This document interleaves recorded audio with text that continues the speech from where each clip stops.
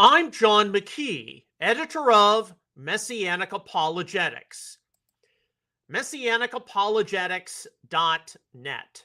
And I would like to welcome you to our theology and news roundup for today, October the 21st, 2025. We have a very important subject to discuss for our theology roundup here on Messianic Insider. And originally this morning, I wasn't quite sure what we were going to talk about, but looking through my social media feed, I saw a commentator say something very, very important. And I do not know how many people across today's Messianic spectrum are really taking these things as seriously as they ought. And what was discussed was how President Donald Trump might very well be the most Zionist, pro-Israel president the United States has ever seen, to which people in today's Messianic community are rejoicing, right? They are excited when they hear this kind of thing. They're exuberant about it. But Trump is probably also the last Zionist president. Because what we have seen, certainly on the American political spectrum, and the United States has been the most stalwart supporter of the state of Israel going back to 1948. We've seen those on the political left began to give up on Israel, and apparently those on the political right, it's about 50-50. So following the Trump administration, what are we going to see in the United States of America regarding support for Israel? And a lot of this can be traced back, of course, to what took place just a little over 2 years ago, on October the 7th, 2023, and how immediately different Western powers that came out in support of Israel, you go get the hostages, we're with you, here are some different financial aid packages, here are some weapons you might need to get the hostages back. But then the perception has been that Israel has overextended themselves with this war in Gaza. And of course, over the past 2 years, we have seen an exponential rise in anti-Zionism and anti-Judaism. And this is not something which today's Messianic community is really talking about. While we have rightfully been praying for the return of the hostages, and all the living hostages have been returned, we're still waiting for many of the deceased remains to be returned. We have not been sorting through the long-term ramifications of this the way that we ought. And so this remark, hearing that, oh, Trump is the most pro-Israel Zionist president the United States has ever had, but after him, we can expect support for Israel to steadily drop. And mainly the idea is that the United States needs to be concerned about its domestic affairs. It needs to be concerned about its issues of debt, poverty, immigration, etc. What the blank are we doing in the Middle East? And I don't think any of us 2 years ago could have expected to see what we've seen on the world stage, all these, from the river to the sea, Palestine will be free. And while I think many people who are premillennial in their end time orientation can recognize, yeah, this is all probably part of the plan. This is all part of the nations of the world turning against Israel in the last days. And it's going to result in the physical people of Israel not only all being regathered back to the Holy Land en masse. I don't think it means that every single Jewish person or ethnic Israelite's going to return to the Holy Land, but it's going to have to result in a corporate turning to God on the part of the people of Israel and to a recognition of Yeshua as Messiah. Because when a country like the United States of America is waning in its support for Israel, who else are you going to have to turn to? Right? And so these are things which we, really need to take into consideration right now. While today's Messianic community kind of bills itself as being the end-time move of God, we've got some things in play right now which are actually going to be rubber meets the road regarding that.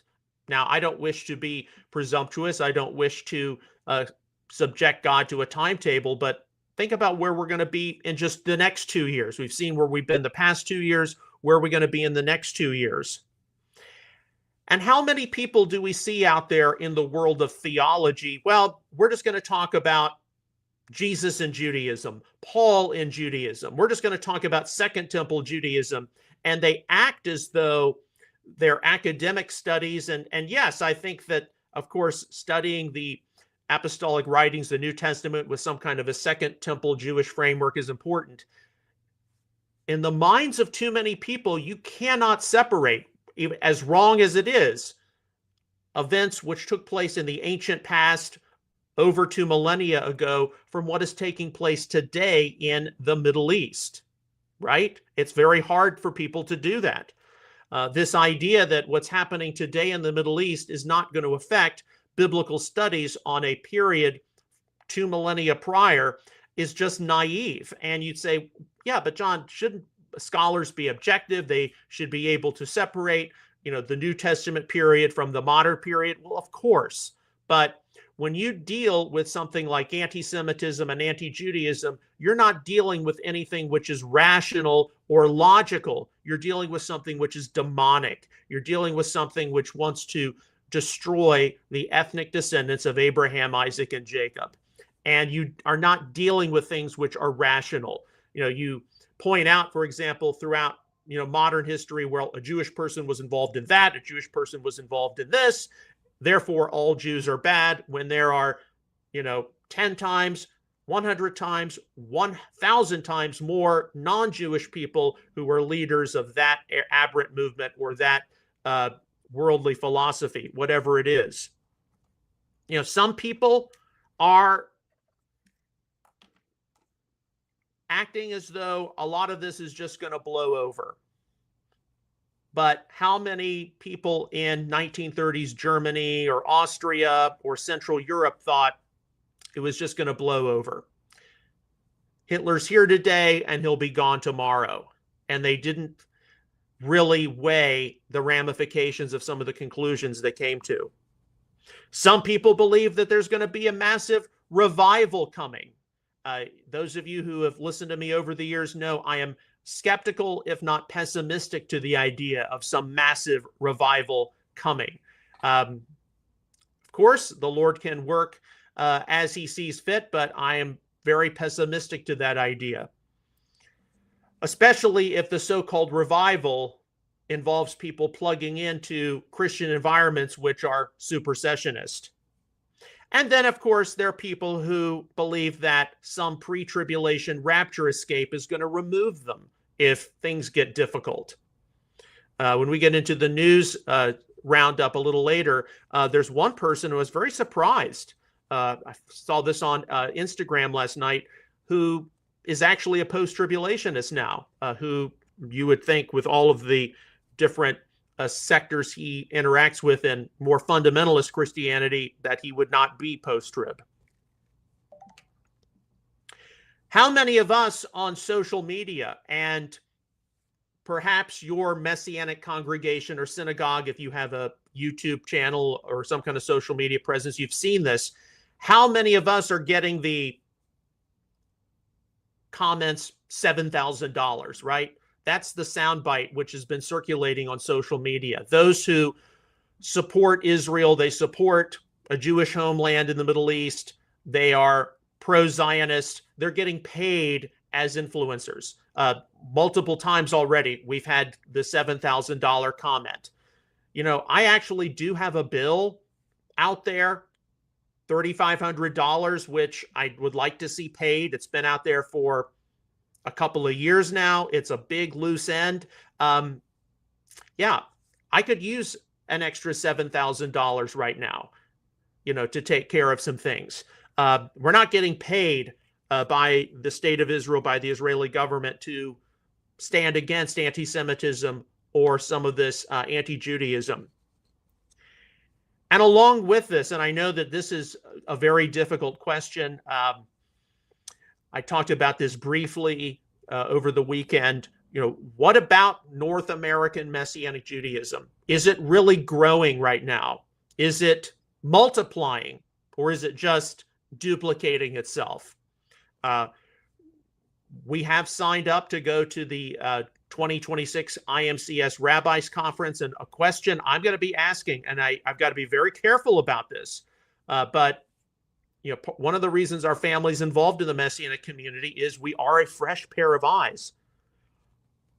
Are we going to possibly be entering into a period of a managed decline? Because sooner or later, the main center of the Messianic movement, it can't remain in the diaspora indefinitely. That doesn't mean it's going to disappear from the diaspora, but eventually it's going to have to be relocated back to Israel itself. And what are we going to be witnessing in the coming years, which are going to see that shift back to Israel? Now, I'm not Jewish. I'm part of the diaspora Messianic Jewish community. Yes, in apologetics, we do talk about things we don't like about it sometimes, but there's a lot it does still have going for it. One of the major prophecies of the last days is that the nations are going to stream to Zion to be taught from Moses' teaching. And the role of non-Jewish believers in the Messianic community is to serve as co-laborers with Jewish people, Messianic Jewish believers, in the salvation of Israel, Romans 9, 10, and 11. And that's not going to be going away. But over the past few years, we have seen not growth, but we've seen a steady contraction. And even at my own local Messianic congregation, since October the 7th, we've seen some people leave. And you wonder if they have left because of what has been taking place in the Middle East and the unwillingness on the part of too many people to just honestly discuss things. So, yes, the remark today I saw from a commentator was indeed, Trump is the most Zionist, pro-Israel president the United States has had. But after Trump, you're going to see a steady decline, even among those on the conservative right, for support for Israel, support for the Jewish community. And we've got to be ready for this. We've got to be bracing for this. We already get the comments, $7,000. Well, I wish that were the case. I could certainly use a little bit of extra funding to take care of some big loose ends out there, because we're not getting paid for Israel to do jack what. It's all free will, love for God's people from the heart. All right, so that's what I wanted to discuss today here on our Theology Roundup. Let's move over to some news now. And of course, there are continuing situations. Number one, the Trump Peace Initiative, Israel, Gaza. It's going to have some starts and stops. That's only to be expected. Are we going to see Hamas cooperate? What are the Israelis going to do? What's going to happen with Gaza over the long term? Number two, we've seen some back and forth regarding the Russia-Ukraine situation. Oh, we're going to have a meeting in Budapest. Oh, we're not. It doesn't seem like the peace initiatives, Russia-Ukraine with the U.S. is going to go anywhere right now. And then, of course, we've got some other stories to talk about as we look at what is taking place in our world. Now, we go through the news roundup after the theology roundup because the news is time sensitive and it changes from day to day. All the news stories we're about to go through, they should be available for you to look at. You can read them, watch the clips in greater detail. They'll be archived when this episode is listed later today at MessianicApologetics.net.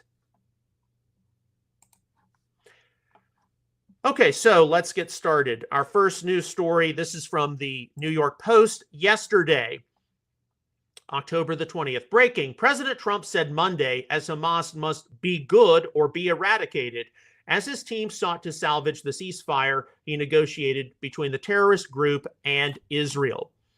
Yes, Trump is going to be insistent that Hamas live up to the commitments that they've made with this peace agreement. Okay, now here's something which took place yesterday. I know it affected me. I was unable to get into some apps on my phone. It probably affected you as well. Of course, there's going to be a lot of, what was this? What was going on? Amazon Web Services went down. This is the New York Post article on that.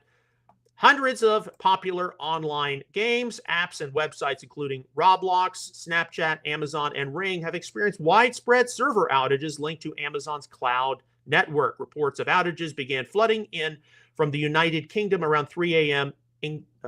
Eastern Standard Time, according to Down Detector, which tracks online service disruptions. So some of you all were doubtlessly affected by this in one way or another. Whether it was a popular app you look at. Of course, none of you here play games, I'm sure, but some people, they were unable to get into their different accounts here and there. And yeah, all kinds of theories about what actually took place.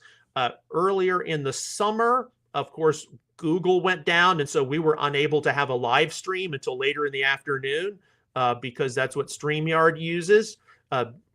We were not affected yesterday, but yeah, these kinds of things do happen, but you wonder what outside agent, if there was one, was possibly involved. We may never know. And to be honest, if we knew everything which went on behind the scenes on the internet, it probably would make us very ill. Okay, from Dinesh D'Souza, this is from X, responding to someone who says, recall who the Lord Jesus called out as vipers. And of course, this is a reference to Yeshua, referring to various Jewish religious leaders, people of influence, as vipers. Dinesh D'Souza was right to respond this way. Jesus said this about a group of Jewish leaders, not all Jews. Did Jesus think his own followers were vipers? If Trump calls out a group of leftist Democrats sickos, does it follow he is using that term for all Americans? Of course not. And the same applies to Jesus. Unfortunately, and this is due to various anti-Semitic, anti-Jewish readings of the New Testament. Seemingly, whenever somebody says, or whenever somebody reads that, Yeshua, Jesus, calls a group of Jewish people vipers, sons of hell, children of hell, something like that, that applies to every single Jewish person. Whereas that is not a standard if he called, for example, the Romans something, if we saw other people call another group something, it wouldn't apply to every single person in that group. And that is because of this unbalanced, irrational, anti-Semitic, anti-Jewish spirit, which prevails in too much of, a lay reader's examination of Holy Scripture. It's like, okay, Yeshua can call a group of Jewish leaders, religious, political vipers, children of hell, something like that. It doesn't apply to every single Jewish person. You would never use that standard, as Dinesh D'Souza said, if President Trump called a group of hyper left-wing Democrats sickos. You wouldn't apply that to all Democrats, and you wouldn't apply that to all Americans. And unfortunately, because of this kind of irrational approach to the Gospels, irrational approach to the Scriptures, people over many centuries have been used to gin up groups to promote not just anti-Semitic culture, but anti-Semitic acts of violence. And it's only going to get worse. And one of the, I think, worst examples of it, of course, is the Revelation 2:7 synagogue of Satan. Almost no one online is encouraging people to, what did this mean to those in Smyrna, or later in Revelation 3, those in Philadelphia? It can't be applied to all Jews for all time. There had to have been some kind of specific ancient background in view, and indeed you actually see that with the martyrdom of Polycarp. But even today's Messianic community doesn't quite know how to get into that because of fear or anxiety or seeing a huge anti-Semitic interpretation. But there's going to be more and more of this coming down the pike, not less. Okay, to the Russia-Ukraine situation. You can read this post in its entirety later on, but this is from Visegrad 24 yesterday, 2:13 p.m., October the 20th. So it would have been after our episode yesterday.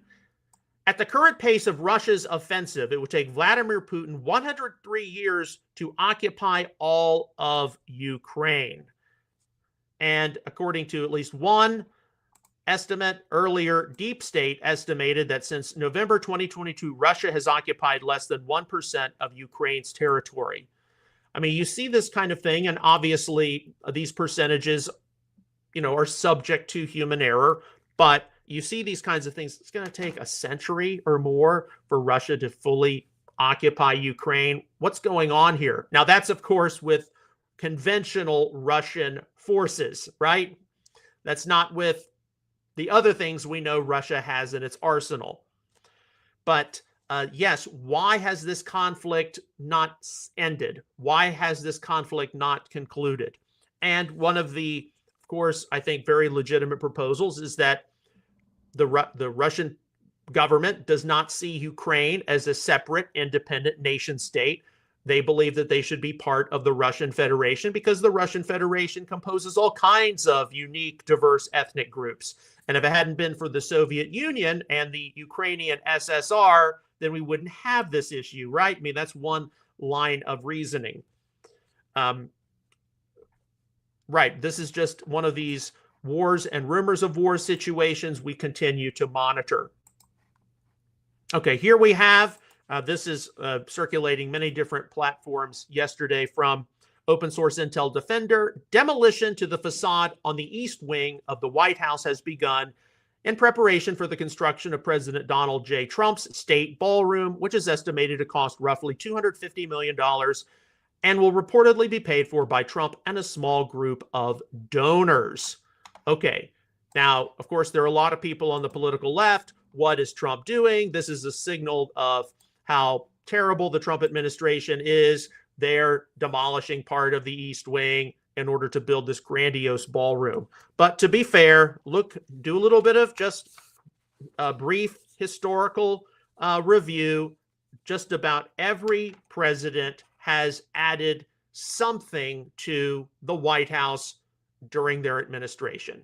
And probably one of the biggest things was the complete rehabilitation of the White House during the Truman administration, where the White House was literally gutted because it had just been in such disrepair and it needed to be modernized. And, Trump building this big, huge ballroom, whether you like it or not, it is in that tradition of a president wanting to leave his mark for posterity.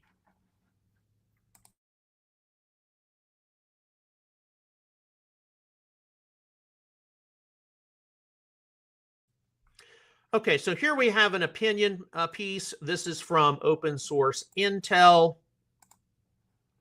You see a little map here. It's actually from Al Jazeera.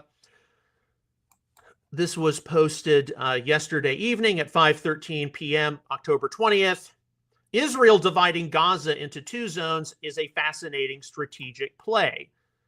The section under Israeli control will likely see rapid development with international backing. The Hamas-controlled areas will struggle to access any construction materials.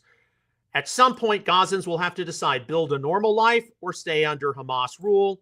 Expect internal unrest soon. We are going to slowly watch this unfold, and it will be very interesting. So here you see the Israeli-controlled aspects of the Gaza Strip. The claim is that this area is going to experience huge development, and these areas, which relatively will stay under Hamas control, are going to stay in some level of squalor. Okay, I mean, this is just one opinion.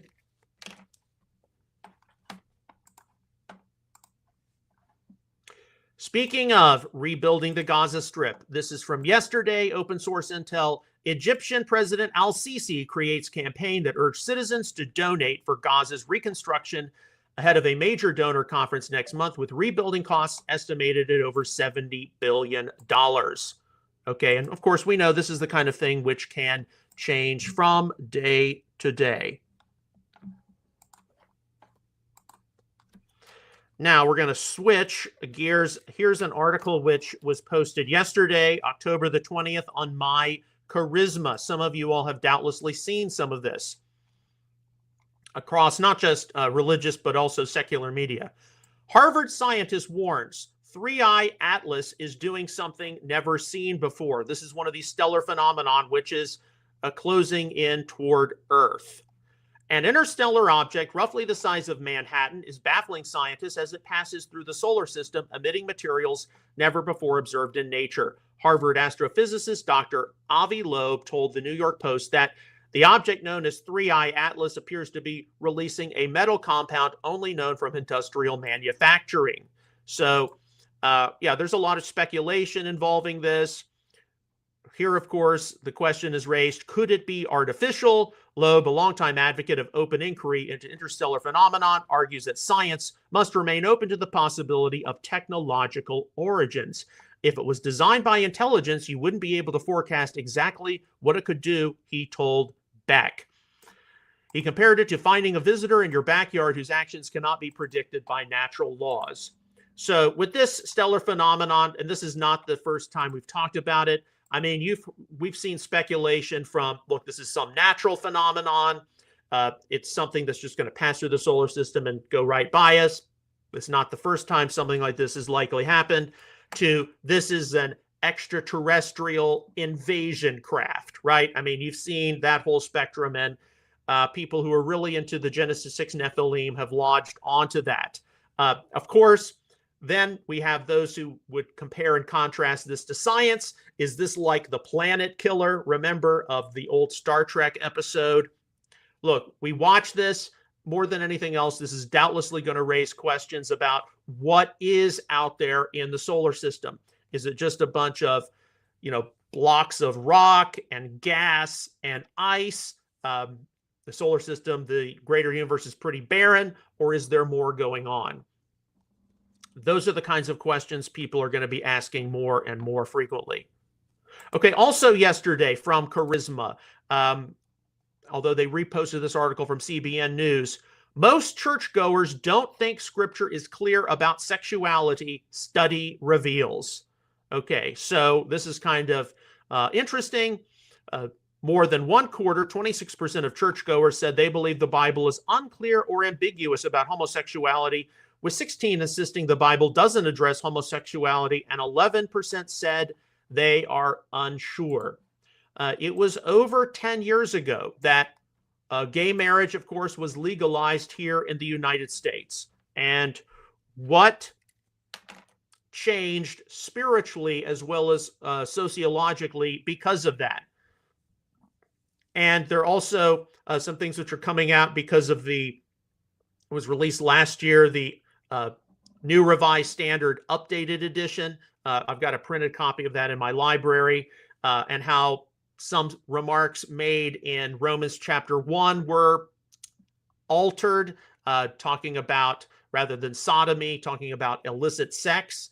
Now, there's a whole lot of discussion, and when I was at Asbury Theological Seminary, I had to take 3 weeks, the students had to take 3 weeks of classes on Romans chapter 1 because of how divisive the homosexual issue and now LGBTQ plus has become.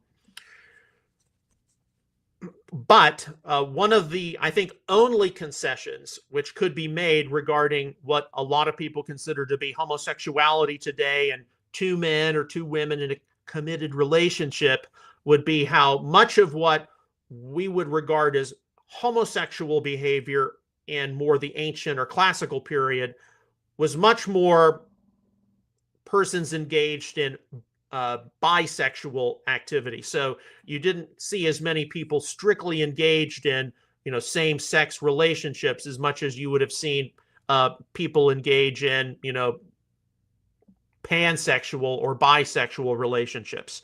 But yeah, this is a huge debate. It's a huge controversy, and we take it as a road sign of when we are in human history. Okay, our next story, and this is what came across my social media feed. There are actually two of them from the Instagram channel, Biblically Captivated. That, of course, is Kent Hovind, or Dr. Dino. He is a prominent young earth creationist, I believe, in an open discussion regarding early Genesis materials. But the community he's a part of tends to be very fundamental, and along with that, dispensational and pre-trib. So this was very surprising. He asking the question, will the rapture happen before the tribulation? To which he would say, no. Kent Hovind is a post-tribulationist. And here, another short on Biblically Captivated with Kent Hovind, and he's got his own end-time chart behind him, which I have not seen in detail. The question, will Christians face the tribulation? He would say yes. And it was on that reel where Kent Hovind went into detail regarding how he changed his position from pre-trib to post-trib. And apparently what he did was he preached at a church, Roland Rasmussen's church, which immediately gained my attention. Roland Rasmussen has since passed away. Yes, he was kind of in the, not King James only, but Textus Receptus only crowd. But he wrote a book. Let me get the, and I actually have this in my library. I got it years and years ago. It's from 1996. I remember getting this in college, and it was this book called The Post-Trib Pre-Wrath Rapture. And this is the book which influenced Kent Hovind to reevaluate his position, being a pre-tribulationist, changing more to a post-trib perspective, which I thought was interesting. And Kent Hovind has apparently written a book detailing his end-time perspective. And to be honest, even though Kent Hovind does sit at the fundamentalist end of the spectrum, it's very difficult for many people in evangelicalism who are raised on a dispensational pre-trib eschatology to change that position, because it advocates that believers are going to be here for the future 70th week of Daniel.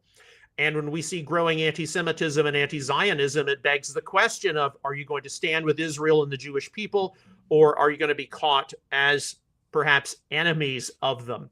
So it raises a lot of, and more than anything else, it raises the issue of,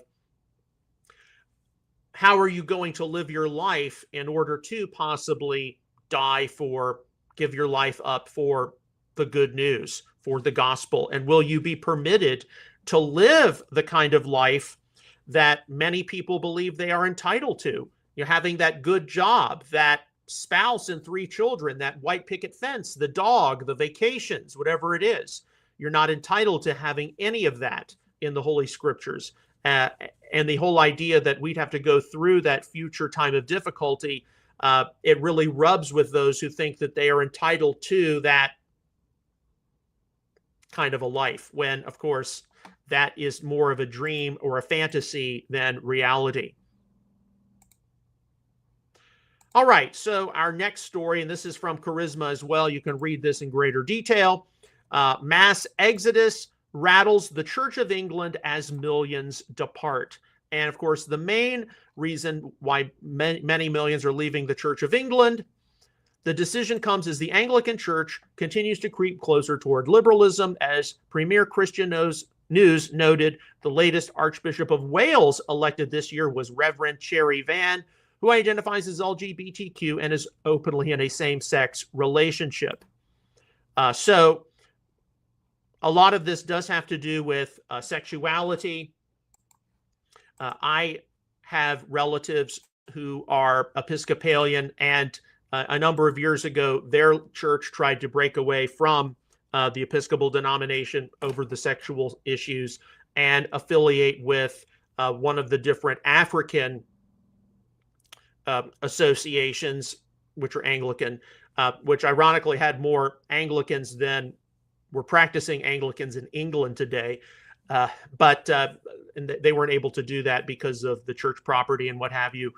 But yeah, this is an issue which has split many denominations over the past 20 to 30 years, and it's only going to, I think, increase. But This new Archbishop of Canterbury, Sarah Mullally, she is in the tradition of two previous archbishops who were pretty liberal themselves. They just happened to be male. And so this is not isolated. This has actually been going on for a time. Many of us have just not really been paying attention to the degree which we should have. All right. Now, what about the Russia-Ukraine peace? So we're going to have to follow it, sort of a trail of events. So this is from yesterday, Breitbart, October the 20th.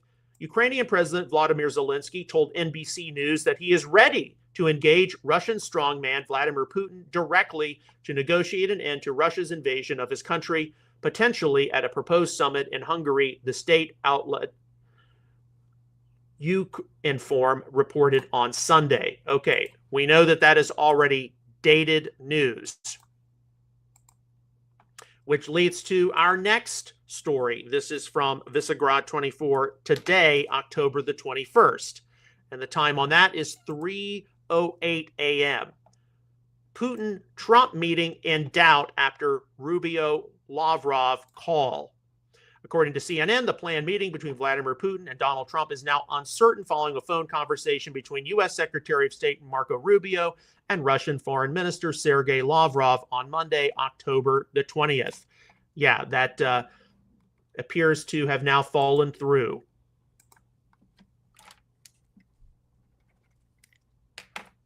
Although we do have more we're going to say on this in just a moment. Okay, to the Middle East situation, Israel-Gaza, from open source intel this morning, 4:40 a.m., October 21st.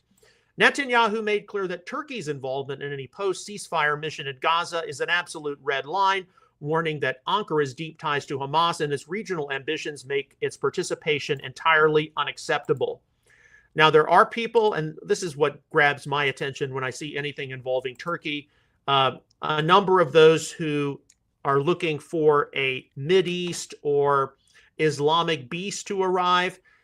They do pay very close attention to Turkey, and they look at Turkey's possible ambitions to certainly expand its influence in the region, and in so doing, want to rebuild the Ottoman Empire. And of course, the land of Israel was once part of the Ottoman Empire.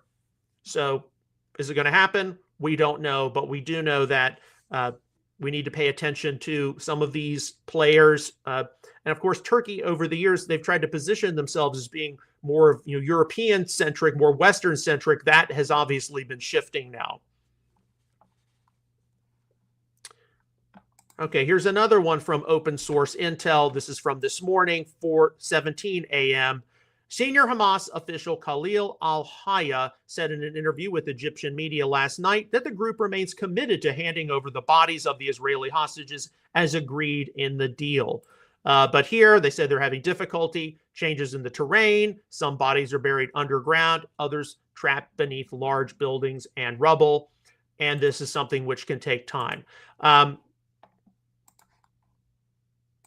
Is this a delaying tactic? Hamas wanting to rebuild, rearm itself? How accurate is this? We can only speculate. It would have seemed very illogical that once all of the living hostages returned, that all of the bodies all of the remains which would be able to be returned shortly thereafter. But we do know that certainly the Jewish people who have historically had a very high regard for one's human mortal remains. They're going to push Hamas on this in order to have them be held accountable for the commitments they've made. Okay, so here's another one from open source intel. Khan Reshet Bet reports a deeply alarming involvement. And this includes, and you can read all this later, this is from this morning, 4:31 a.m. But number one, Hamas, with the knowledge of Arab mediators, is quietly taking part in shaping the new technocratic government that will run Gaza. And two, around half of the ministers were selected by Hamas, people who back its agenda, even if they avoid saying so publicly. And number 5, the result is that Hamas will retain influence over Gaza's leadership after the war, maintaining power through indirect control. And the commentary is this needs to be addressed immediately. I can tell you right now, I would not expect the Trump peace agreement, as significant as it was to see all those Arab and Muslim leaders up on stage with the president. It's going to have some push and pull. It's going to have some start and stop. And you're never going to see Hamas influence completely removed from the situation. That's just impossible. But indeed, we do have a responsibility to pray for peace because of the presence of the Messianic believers in Israel.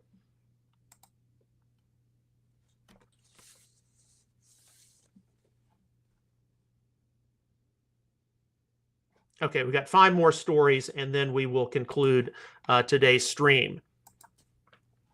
From Open Source Intel Defender, 8:33 a.m. The Budapest summit between U.S. President Donald J. Trump and Russian President Vladimir Putin has been indefinitely postponed. And then scrolling down just a little bit, Rubio saw no change in Russia's maximalist position regarding negotiations, and that he is expected to recommend that next week's meeting between himself and Lavrov not move forward. So, in other words, does the Russian Federation still have imperialist intentions regarding Ukraine? That really is the question. Okay, we got 4 more stories. Okay, now here you have Open Source Intel, although they've forwarded on another story which has a huge post from President Trump on Truth Social, where mainly the president says, there is still hope that Hamas will do what is right. If they do not, an end to Hamas will be fast, furious, and brutal. And then later, Trump, multiple Middle Eastern allies offered to go into Gaza with a heavy force and straighten out Hamas. Okay, so one report says that the new Palestinian leadership will, at the very least, have a huge number of Hamas sympathizers, and they'll be indirectly representing Hamas's interests. But here you have, if Hamas doesn't straighten itself out and reform, we've got Middle Eastern allies, presumably Arab Muslim states. They're going to go in and they're going to show Hamas who is the boss, basically. Go into Gaza with a heavy force and straighten out Hamas. Okay, so which is accurate, which is inaccurate? Of course, we're dealing with the world. The situations change day to day and even hour to hour. Okay, many of you all know this right now. This is from this morning. There's a 47-second clip. Open Source Intel, 10:49 a.m. Vice President J.D. Vance in Israel, where he says, this model, I think, could serve, that's the Trump peace plan, for a foundation for normalization, not just in the Middle East, but across the world. If we get this right, I really do think it's going to be a domino that leads to a lot of further peace across the region. So the position of the vice president is basically that if you're able to see peace in the Middle East via the Trump peace plan and get all these neighbors to work together and presumably also be locked economically to one another, why can't we do this in some other problematic places? Of course, we've talked about Russia, Ukraine. We also have, although we don't really have any stories about it today, but we've got that situation in Venezuela. And we've got different South American countries like Colombia, people in Brazil, etc., coming out and condemning the United States. Right. What is the president, what is the vice president hinting at here?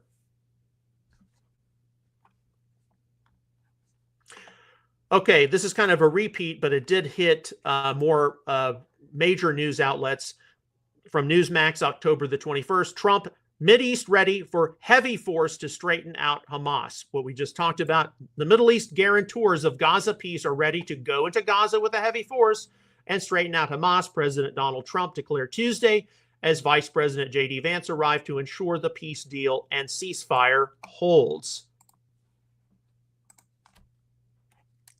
All right, and our last news story, and this is from the Epoch Times, from Instagram, October the 21st.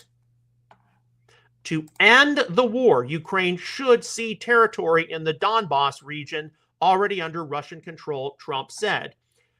European countries back Trump's call for ceasefire on current lines in Ukraine. Okay, so yeah, this conflict, Russia-Ukraine. Russia very clearly thus far has had imperialistic objectives. Trump has proposed, hey, why don't you go take these regions which are already majority Russian speaking, turn back the areas to Ukraine which you have occupied, and let some kind of peace, be established on the lines pretty much where the armies have already gone into. Russia's not cooperating. Today it was Ukraine, the report from Vladimir Zelensky. He's ready to meet with Putin. This is something which, of course, we can see change from day to day. Oh, there's going to be a peace summit in Budapest. Now that peace summit is off. That is not a huge surprise by any means. But of course, it is very, very upsetting because the main losers are the people of Russia and the people of Ukraine. How many have unnecessarily died in what a lot of outsiders see as an absolutely pointless conflict? But we do continue to pray peace, Israel, Gaza, the Middle East, peace, Russia and Ukraine. And number three, whatever's going to be unfolding here on the American home front, not so much today, but tomorrow is another day. And we continue to do the best degree of work we can for the kingdom of God. And I know that in our theology roundup, we did ask a number of poignant questions regarding what is happening in the world of religion, our society at large, with Trump. Yes, he's the most pro-Israel, pro-Zionist president ever, but what's going to come after that? And we do have to raise those questions, and we do need to at least plan B, plan C, plan D accordingly. As always, on behalf of Outreach Israel Ministries and Messianic Apologetics, I would like to sincerely thank you for your ongoing prayers, encouragement, and support for all of our ministry efforts. If you have not, please do visit MessianicApologetics.net. There you can find a wide array of free articles, frequently asked questions, entries, back issues of Outreach Israel News. You can check out some back episodes of Messianic Insider, McKee Moment Shorts, etc. And please, if you have not, give this live stream a thumbs up, a heart. That definitely helps with our ministry exposure online. A lot goes into producing this daily live stream, and we want as many people who can find it, who need it, to find it. And giving a thumbs up is definitely helpful. We'll see you again tomorrow with another episode of Messianic Insider. Until then, may God bless you. Shalom, and take care.